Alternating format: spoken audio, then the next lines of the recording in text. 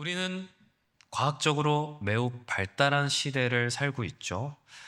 단순히 그 커다란 벽돌 같은 휴대폰을 쓰던 시절에서 손바닥만한 스마트폰을 사용하던 시절로 변화되었다. 이런 걸로는 다 설명할 수 없는 발전된 과학의 시대를 우리는 살고 있어요. DNA 구조라는 것이 밝혀진 게 불과 100년도 채 되지 않았는데 그 100년도 채 되지 않은 기간 동안 과학, 특별히 생물학은 엄청난 발전을 이룩합니다. 아마 지구상에 존재하는 거의 모든 질병은 과학에 의해 정복되었어요. 특별히 과학은 인간의 지체, 그러니까 손, 발, 다리, 허리 이런 지체뿐만 아니라 머리, 다시 말해서 뇌까지도 연구하기 시작했고 그 연구 결과는 매우 유의미하게 진보했죠. 오늘날 AI라고 불리는 AI라고 퉁치지만 거대 언어 모델 같은 그런 인공지능 역시도 인간의 뇌를 기계적으로 리모델링 하려고 시도하다가 도달한 그런 어떤 결과물이라고 할 수 있죠. 청년들이요, 현대 그리스도인에게 있어서 전도를 하는데 가장 큰 어려움을 겪게 하는 건 뭘까요? 여러 가지를 들 수 있을 것 같아요. 소비지상주의, 물질 만능주의, 개인주의, 여러 가지 것들이 있겠지만 사실 전도에 있어서 현대 가장 큰 어려움이라고 꼽는다면 그건 무신론이에요. 그것도 어설픈 무신론이죠. 제대로 공부하지 않은 어설픈 무신론이 사실 오늘날 전도를 가장 어렵게 만드는 걸림돌이라고 볼 수 있을 것 같아요. 특히 청년 세대에 있어서는 더 그러겠죠.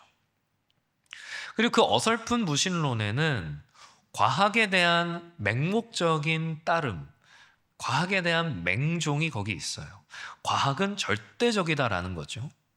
이건 단순히 무신론자들에게만 해당하는 거냐? 그렇지 않아요. 오늘 우리에게도 역시 마찬가지죠. 형이상학과 형이하학의 범주가 분명히 다름에도 불구하고 형이하학만이 절대적이고 그것만이 유의미하다라는 그렇게 주장하는 형이상학은 형이학보다 더 하등하고 모자란 것으로 여기는 그런 풍토가 우리 안에 있다라는 거예요. 그러니까 설교를 시작하면서 여러분에게 한번 묻고 싶어요.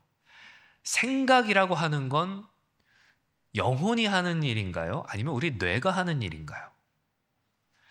기억이라고 하는 건 우리 영혼이 하는 일인가요? 아니면 뇌가 하는 일인가요? 기뻐하고 슬퍼하는 것은 우리의 영혼의 반응인가요? 아니면 뇌 내의 호르몬의 작용인가요? 어쩌면 영혼의 존재를 믿는다고 하는 우리 또한 인간을 그저 단백질 덩어리로 그렇게 바라보고 있는 건 아닐까요? 그래서 오랜만에 오늘은 좀 특별히 변증 설교를 하려고 합니다. 오늘 이 설교 주제에 대한 연구는 제가 이 석사 학위 받을 때 소논문의 내용을 많이 담고 있어요. 제가 아는 범위 안에서 살펴봤을 때는 국내에 비슷한 사례 연구는 아마 없던 걸로 알고 있어요. 그래서 제가 이런 독창적인 연구를 했으니까 혼자 뿌듯해서 막 억지로 설교하고 그런 건 절대 아니고 제가 이 연구를 준비하고 또 연구하는 그 모든 과정에서 전부 교회와 성도들, 특히 청년 세대를 좀 많이 생각하면서 준비했기 때문에 그래서 이 변증은 언젠가 우리 청년들에게 꼭 한번 설교로 전해야겠다 그렇게 마음먹었었기 때문에 그래서 이 설교를 하는 거예요. 뇌과학은 과연 영혼의 존재를 부정할 수 있는가? 이것에 대해서 기독교적인 답을 내어 변증하는 것이 오늘 변증 설교의 주된 내용이라고 할 수 있겠어요.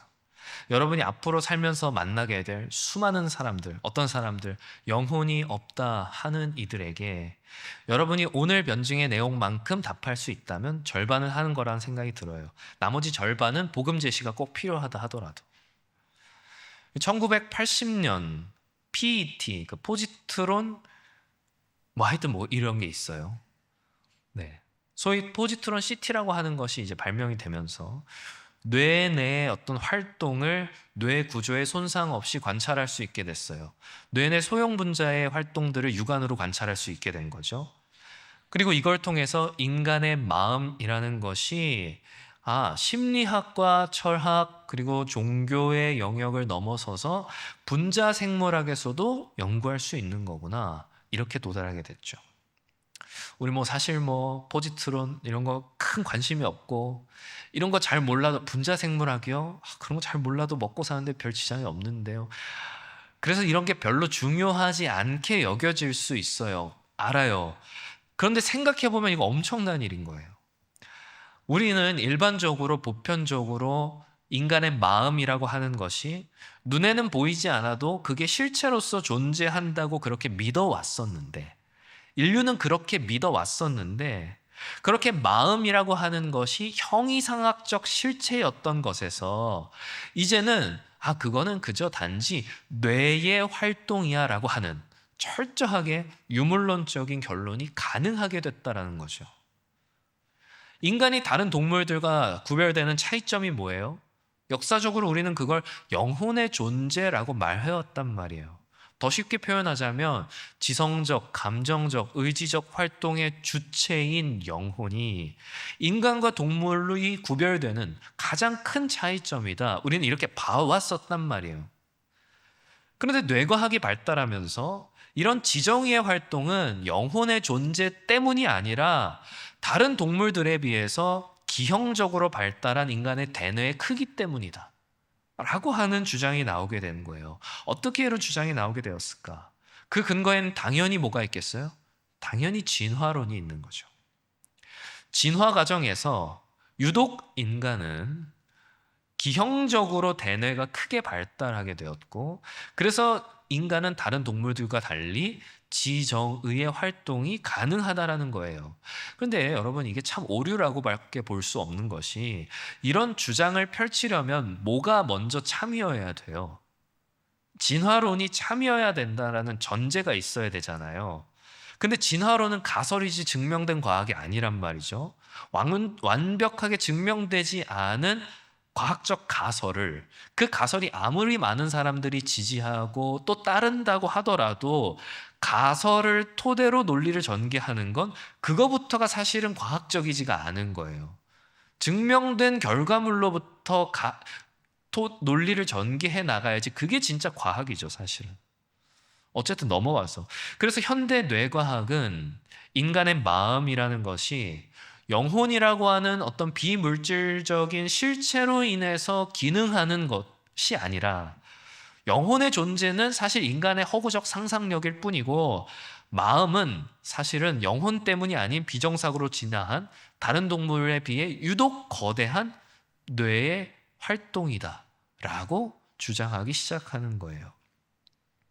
거기다가 이제 뭐 뇌내 분자 활동을 추적해서 대뇌 신피질은 지성적 활동을 담당하고, 대뇌 변연계는 정서적 활동을 담당하고, 뭐 시상하부는 의지적 활동을 담당한다, 이렇게 지정에 해당하는 뇌 영역들을 나누고 이 모든 것은 다 진화론의 산물이라고 하는 결론을 내는 거예요. 누가? 현대과학, 뇌과학자들이.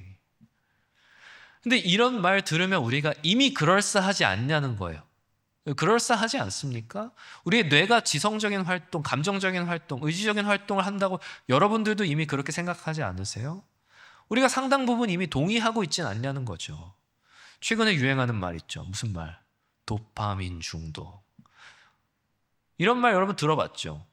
여러분 이 말을 어떻게 사용하는지 모르겠지만 사실 이거 굉장히 유물론적인 이해에서 나오는 표현이에요. 그러니까 쾌락을 쫓는 것이 우리 영혼이 아니라 뇌가 도파민에 중독되었기 때문이라고 하는, 어떻게 보면 그 쾌락에 대한 책임을 영혼이 아닌 내 뇌에다가 전가해버리는 아주 무책임한 표현이죠. 그러니까 이런 말을 쓰면 여러분이 무책임하다 그런 말 하는 게 아니라 이 표현 자체가 뇌에 책임을 돌리는 무책임한 표현이라는 거예요.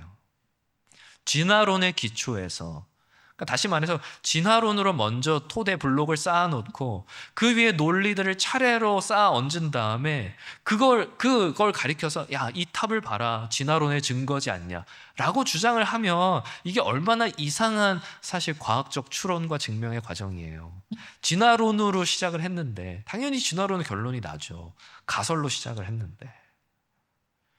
물론 과학이 발달하기 이전에 지나치게 비과학적인 영혼에 의해 마음에 대한 이해들도 있었어요.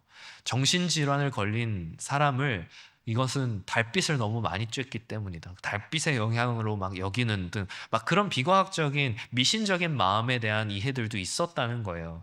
거기에서 왜 웨어울프, 늑대 인간 이런 것들도 나온 거 아닙니까? 이건 우리가 적절치 않은 걸로 여겨야 되는 게 맞죠. 아, 이건 미신적인 거야.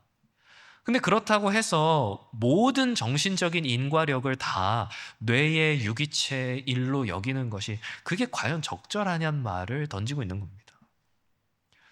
영혼이라고 하는 관찰할 수 없는 독립체는 존재하지 않는다라고 자신 있게 말할 수 있는 근거가 과연 되냐는 거죠. 근데 뇌과학자들은 영혼의 존재를 완전 부정해요. 완전 부정해요.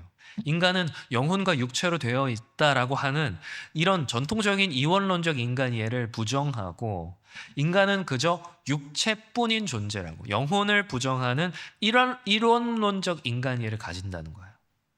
그리고 심지어 그걸 합리적이고 이성적인 것으로 여겨요. 영혼을 믿는 사람들은 비합리적이고 비이성적인 것으로 여긴단 말이에요. 그러면 이론론적인 그 견해가 과연 과학적인가? 그게 합리적인가? 그렇게 답할 수 있어야겠죠. 여러분, 중요한 개념이 하나 있습니다. 여러분들이 영혼의 존재를 가지고 누군가와 뭐 디베이트를 하거나 혹은 디펜스를 하거나 변증을 해야 할 때 이 이야기를 꼭 할 수 있어야 하는데 그게 뭐냐면 범주 오류, 그러니까 카테고리 미스테이크라는 거예요. 범주 오류가 뭐냐? 그러니까 물리적인 것과 형이상학이라고 하는 것은 물론 이것이 일면 상보적일 수 있지만 그렇다고 물리적인 관찰과 관측을 통해서 형이상학의 존재 유무를 부정할 수는 없다는 거예요. 물리적인 것과 비물리적인 것은 카테고리가 다르다, 범주가 다르다는 거죠. 쉽게 말해서 이런 거예요. 우리가 뇌를 다쳐요. 뇌를 다쳤어요. 그래서 기억상실증이라고 하는 병에 걸릴 수 있어요. 그래서 우리는 뇌의 일부에 기억을 담당하는 부분이 있다, 이렇게 말할 수 있죠. 근데 그렇다고 해서 기억의 주체로서 영혼은 그러므로 존재하지 않는다, 이렇게 말할 수 없다는 거예요. 범주의 영역이 다르다고요. 어떻게 증명할 수 있냐고요. 현실 세계에서의 물리적 관찰과 관측을 통해서 물리적이지 않은 영역을 증명할 수는 없는 거예요. 그게 증명된다고 하면은 이상한 거죠. 이해가 됐어요? 조금 쉽게 예를 들어 볼게요. 여러분 수학 시간에 직선에 대해서 배웠죠. 직선이 뭐예요? 한 점에서 한 점까지의 그 최단 거리, 선분인가요? 어쨌든 네, 그거를 우리는 직선, 쉽게 직선이라고 한단 말이에요. 직선이라는 게 여러분 현실 세계에서 관측이 됩니까? 이것도 직선이죠. 이것도 직선이죠. 다 직선처럼 보이죠. 근데 사실은 직선은 아니죠. 직선은 두께가 0이에요. 그러니까 직선의 두께가 0인 직선이라고 하는 것은 사실 현실적 세계, 물리적 세계에서 관측될 수 없어요. 두께가 0이라는 것 자체가 비물리적이지 않습니까? 그 자체가 형이상학적이잖아요. 그런데 우리가 현실 세계에서 직선이라는 것을 관측할 수 없다 그래서 두께가 0이라고 하는 직선은 물리적 세계에 존재하지 않아. 그러니까 직선이라고 하는 개념도 존재하지 않는 거야. 이렇게 말할 수 있냐고요. 그렇게 말할 수 없죠. 직선은 과학이 발달되기 이전 무지하고 계몽되지 않은 인간이 그저 상상력으로 만들어낸 허구적 상상력에 불과해. 이렇게 말할 수가 있겠냐고요. 안 되는 거죠. 오히려 직선은 우리 눈에 관측될 수 있는 것은 아니지만 비물리적인 것이지만 형이상학적인 것으로서 오히려 우리의 물질적이고 물리적인 현실 세계를 더 잘 이해하고 설명하는 데 꼭 필요한 개념이다 라고 말하는 게 그게 더 적절하지 않겠어요? 그렇잖아요. 서로 영역이 다르다고요. 물리적인 영역, 물질적인 영역이 있고 개념적인 영역, 형이상학의 영역이 있어요. 그러니까 한쪽 범위 안에서 물리적인 영역 안에서 이루어진 관찰과 관측의 그 행위가 이런 다른 한쪽을 증명하거나 부정할 수가 없다라는 거죠.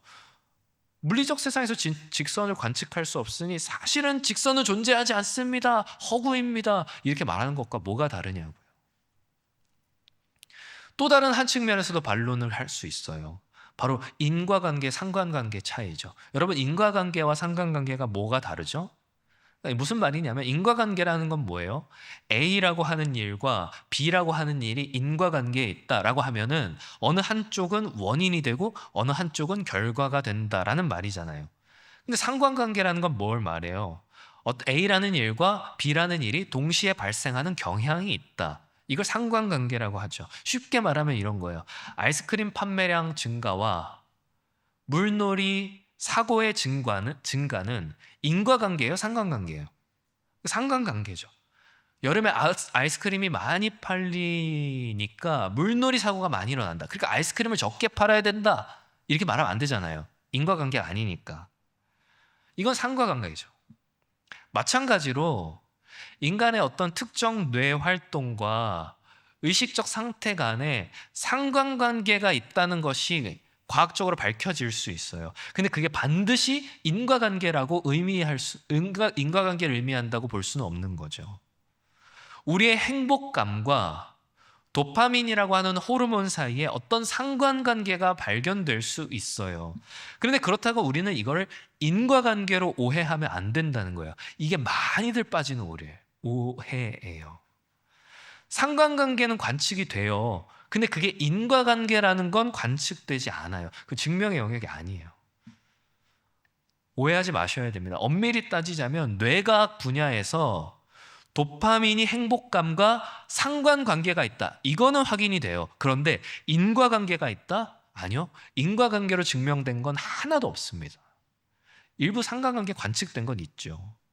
그러니까 우리 그리스도인들이 어떻게 봐야 되느냐면 우리의 영혼이 뇌와 마음, 뇌의 활동과 마음의 작용에 동시적으로 명령을 내릴 수 있다. 그렇기 때문에 상관관계가 있을 수 있다. 이렇게 보는 것이 그리스도인들에겐 적절하다는 거예요. 뇌의 활동과 우리의 마음이 서로 인과관계가 있어서 뇌가 전부인 것이 아니라 영혼이 뇌와 마음 둘 다에 영향을 끼치고 그렇기 때문에 이 둘은 서로 상관관계를 갖는다. 더 복잡한, 물질적으로 관측될 수 없는 복잡한 상관관계에 있다. 우리는 이렇게 보는 것이 그리스도인으로서 합당한 태도라는 거예요. 이게 우리가 범주 오류도 범하지 않고 영혼과 육체의 복잡한 어떤 상호작용, 상관관계를 더 깊이 탐구하는 데 유익한 그런 과학의 과대 해석과 어떤 그 지나친 권위를 부여하는 것을 경계하는 기독교 신앙의 아주 중요한 스탠스라고 할 수 있죠. 여기까지가 다소 이과적인 접근이었다면 문과분들 굉장히 힘드셨죠? 죄송합니다. 문과적으로도 우리는 변증할 수 있어야 돼요. 그 바로 윤리적인 문제입니다. 영혼의 존재를 부정하는 것과 윤리적인 부분과 대체 과연 무슨 관계가 있느냐 이렇게 생각될 수 있어요. 근데 사실 굉장히 실제적인 부분이죠. 혹시 현대 어떤 형법학에서 우리가 생각하기에 좀 굉장히 답답하고 이거 좀 너무하다 싶은 부분들 혹시 있지 않나요? 엄청 끔찍한 범죄를 저질렀는데 음주나 마약 혹은 정신질환을 핑계로 심신미약이라는 이유로 낮은 형벌을 받거나 하면 우리는 그것에 굉장히 분노하지 않습니까? 이게 뇌과학이 현대 형벌 이론에 미친 영향, 형법학에 미친 영향이에요. 그러니까 범죄의 고의성 또는 형벌 인정 단계에서 신경영상 증거로 증거 자료로 제출하기 시작하면서 소위 심신미약이라고 하는 정신이상 항변이 범행 당시에 감소된 정신 능력을 위한 변호 자료로 활용되기 시작하면서 이 범죄에 대한 처벌의 근거가 되는 의사 자유의 책임 원칙이 되게 모호하게 됐다는 거야. 물론 제가 지금 여기서 심신미약을 완전히 철폐해야 된다 이런 걸 주장하는 건 아니에요. 근데 우리가 이걸 굉장히 주의해서 다루어야 된다는 얘기죠.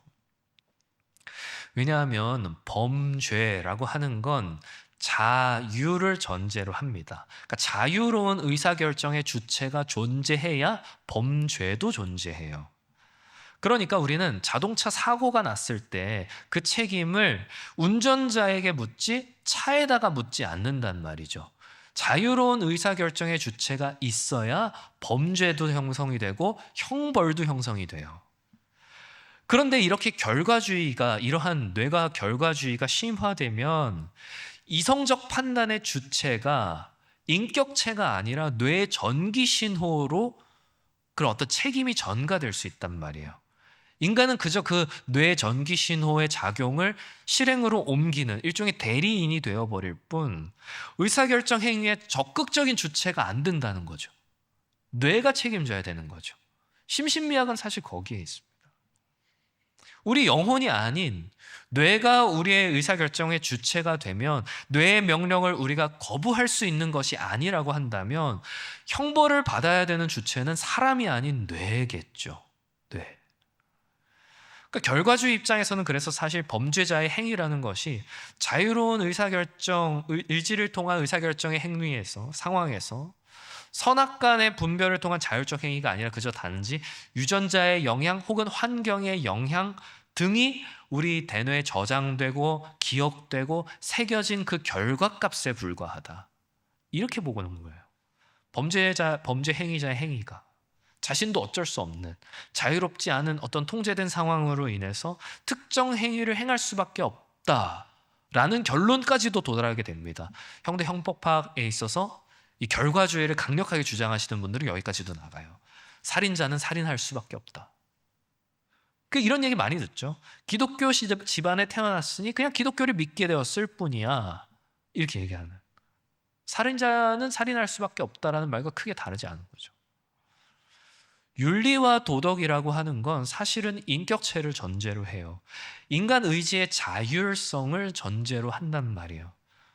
근데 뇌과학이 만약에 자유로운 의사결정의 주체로서 인간의 영혼의 존재를 인정하지 않는다면 우리는 그저 대뇌 저장장치에 입력된 대로 행동할 수밖에 없는 존재, 자유로운 존재가 아닌 필연적인 존재가 될 수밖에 없는 거죠.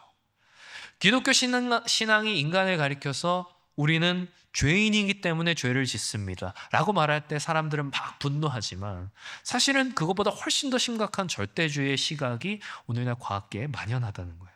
그게 과학적 합리주의가 말하는 윤리와 도덕의 개념입니다. 심각하죠. 여기서 더 잘못 나아가면 인간은 단지 유기물일 뿐 인격체로서의 존엄성까지도 사라지게 되는 거예요. 과학적 합리주의가 끝까지 도달하면.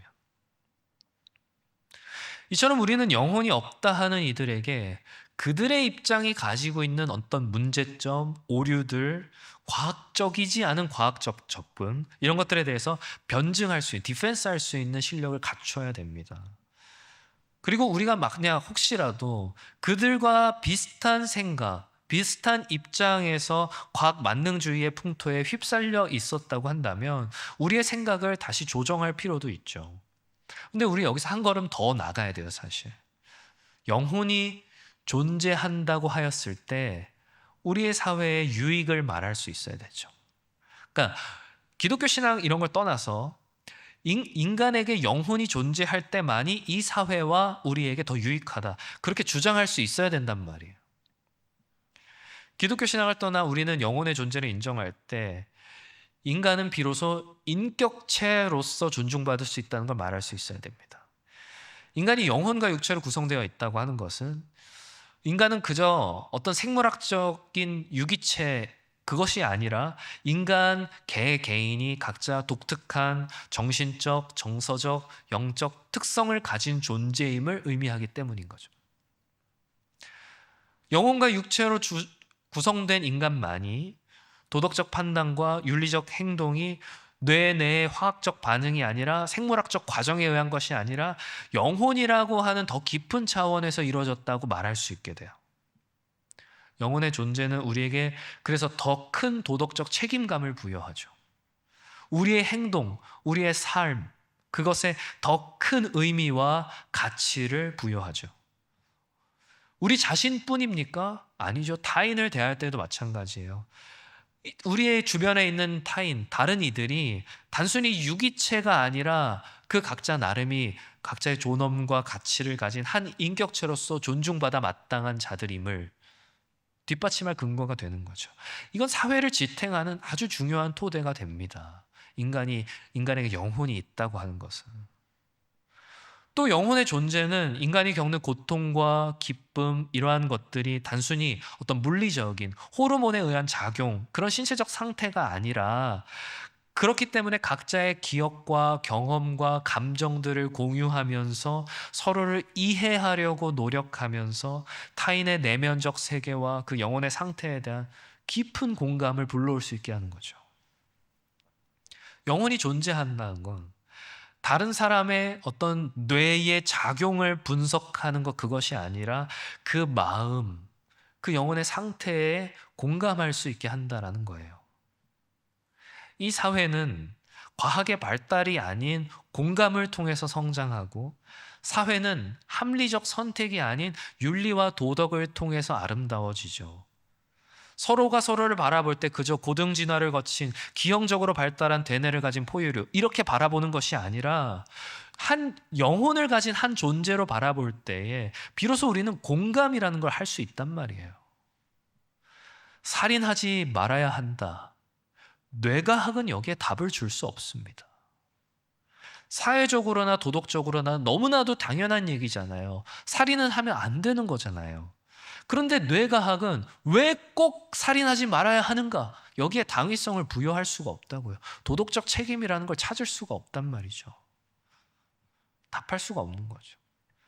인간이 그저 진화한 포유류라면 도덕의 필요성은 아주 희미하게 희석된다는 말입니다. 윤리와 도덕은 기준을 잃어버리겠죠. 그런 세상을 원하지 않잖아요, 우리는. 우리 개인의 개성, 독특성, 이런 것들도 마찬가지죠.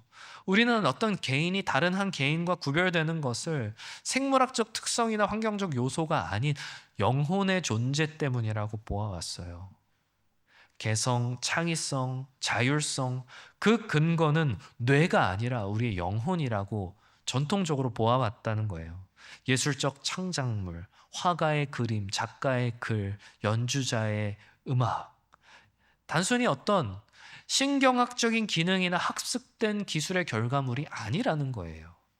창작자 고유의 영혼에서 비롯된 깊은 감정과 사고의 결과물이라는 거죠. 아무리 인공지능이 인간과 거의 흡사하게 흉내낼 수 있게 된다 하여도 그 결과물이 인간과 유사한, 오히려 혹은 더 나은 결과물을 낳을 수 있게 된다 하여도 인공지능에게 있어서는 그것의 가치 혹은 신념, 세계관, 이런 것들이란 존재할 수 없어요. 저를 아는 청년들은 알겠지만 저는 인공지능에 대해서 부정적인 측면보다 긍정적인 측면 더 주목하는 사람이에요. 10년도 채 되지 않아 인공지능은 사람의 능력을 아득히 넘어설 것이라고 저는 전망하고 있어요. 그렇기 때문에 우리는 우리의 입장을 더 견고하게 해야 되는 거죠. 우리는 기능에 특별한 가치를 부여하는 사람들이 아니에요. 수학 계산을 잘한다, 슛을 잘 쏜다, 이처럼 뛰어난 기능이 주목받는 시대를 물론 우리는 살아가고 있지만, 사실 가치라고 하는 건 기능에서 오는 것이 아니라 영혼에서 온다는 걸 우리는 잊지 말아야 되는 거죠. 사랑하는 청년들이여, 변증을 마치려 합니다. 이 세상에 존재하는 법칙들을 논리적으로 그리고 인과적으로 설명하려 시도했던 이 과학의 시도는 세상을 놀랍도록 변화시켰어요. 발전시켰죠. 근데 우리는 반드시 기억해야 돼요. 이 세상에는 우리 눈에 보이는 물리적인 세계, 물질적인 세계만 존재하는 것이 아니라 비물리적인 세계, 형이상학적인 세계가 반드시 존재한다라고 하는 걸 말이죠. 그렇기 때문에 자연과학은 자신의 범주를 넘어서서 형이상학적 가치를 넘보고 훼손하고 부정하려고 하는 지금의 이러한 시도들, 그리고 그 결과들, 그것이 이 사회와 우리 가운데 이미 문화처럼 뿌리내리고 있다는 걸 우리는 굉장히 주의해야 됩니다. 우리는 뇌과학의 발전의 혜택을 많이 보고 있어요. 수많은 정신질환들이 극복되었고, 그리고 우리는 이런 측면들을 억제하는 것이 아니라 응원하고 발전시켜야 돼요. 맞아요. 그런데 이것이 영혼의 존재를 부정하고 사회를 도덕적으로 영적으로 약화시키는 것을 경계하는 시선으로 바라보며 응원해야 된다는 걸 잊지 마세요. 뇌과학과 우리의 마음을 어떤 인과관계로 볼 것이 아니라 더 복잡한 상관관계로 그것을 바라보고 연구하고, 동시에 우리는 우리의 영혼이 존재한다라고 하는 사실을 더 분명하게 신앙해야 하는 거죠. 성경은 분명히 말합니다. 우리 인격의 주체가 우리의 뇌가 아니라 우리의 영혼이다라고. 그리고 이 영혼은 하나님께로부터 온 것이다, 이렇게 분명히 말하고 있어요. 우리는 다른 동물들보다 더 기형적으로 더 큰 대뇌를 가졌기 때문에 가치 있는 존재가 아니라 하나님의 형상을 닮아 하나님께서 주신 영혼을 소유한 자들이기 때문에 가치 있는 존재예요. 여러분 스스로 자신을 그렇게 보셔야 됩니다. 여러분의 기능이 중요한 게 아니에요. 여러분이 하나님의 형상인 것이 여러분의 가치 있게 하는 겁니다. 뿐만 아니라 우리는 타인을 바라볼 때도 마찬가지예요. 그렇게 바라봐야 돼요. 서로를 기능적으로 바라보지 마세요. 이 사람은 뭘 잘해? 이 사람은 뭘 못해? 그 기능이 그 사람을 가치 있게 만드는 게 아니에요. 그 영혼을 바라보고 이해할 수 있어야 됩니다. 환경을 조절하는 거 중요하죠. 호르몬을 조절하는 거, 그것도 중요해요. 하지만 우리는 무엇보다 그 상위 주체인 우리의 영혼의 회복을 위해서 힘써야 합니다. 물리적인 방법으로 안 된다 그랬어요. 범주가 다르다 그랬어요. 그래서 우리는 영혼의 호흡인 기도와 영혼의 양식인 말씀을 통해서만 회복할 수 있는 거죠. 그래서 기독교 신앙은 끊임없이 한결같이 말씀과 기도를 강조하는 거예요. 말씀과 기도밖에 할 말이 없어서가 아니라 이것만이 우리의 영혼을 위한 모든 것이 되기 때문이죠. 사랑하는 청년들이여, 오늘 이 면증이 영혼이 없다 하는 이들에게 여러분들이 자랑스럽게 답할 수 있는 하나의 힘이 되기를 바랍니다. 여러분들이 보이는 것을 넘어서서 보이지 않는 영혼을 주목할 수 있는 그런 어떤 동기부여가 되길 바랍니다. 우리가 지성과 감정과 의지를 다한다는 건 뇌를 잘 사용하려 하는 것이 아니라 우리의 영혼이 애를 쓰는 걸 말하는 거예요. 사랑하는 청년들이여, 그래서 부디 바라옵기는 여러분의 영혼을 다하여서 하나님을 경외하고 따르기를 원하고 또 다짐하는 그런 주의 청년들 다 되시기를 주님의 이름으로 축원합니다.